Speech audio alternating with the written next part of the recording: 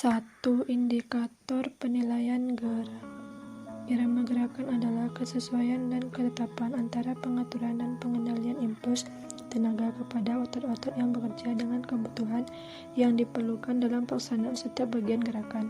Contohnya, ketetapan pemakaian waktu dan ruangan, kelancaran gerakan, tidak tersendat-sendat, dan tidak ada gerakan yang berlebihan atau kurang akibat ketidaksesuaian pemberian impuls tenaga.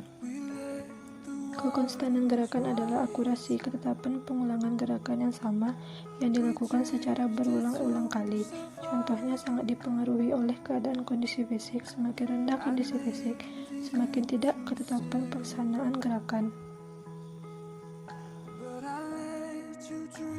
Selanjutnya, hubungan gerakan merupakan salah satu ciri-ciri kondisi yang penting dan perlu dipahami oleh guru-guru karena hubungan gerakan merupakan salah satu dasar penguasaan bentuk-bentuk keterampilan motorik olahraga.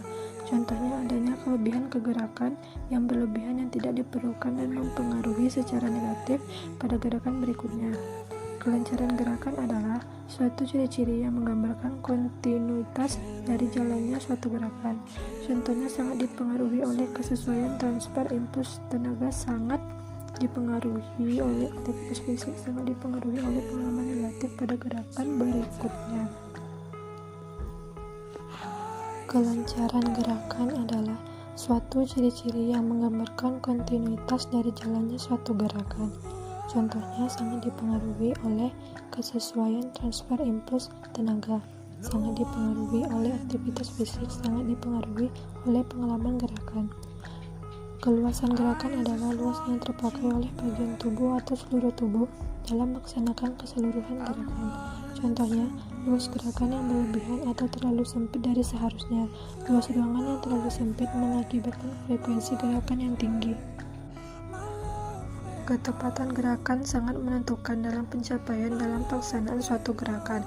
Contohnya, dimensi proses butuh ketepatan jalannya pelaksanaan gerakan. Misalnya, ketepatan pelaksanaan gerakan layup dalam bola basket. Kecepatan gerakan adalah kecepatan pelaksanaan bagian atau sebagian rangkaian yang diukur oleh dimensi waktu atau sebagian keseluruhan gerakan.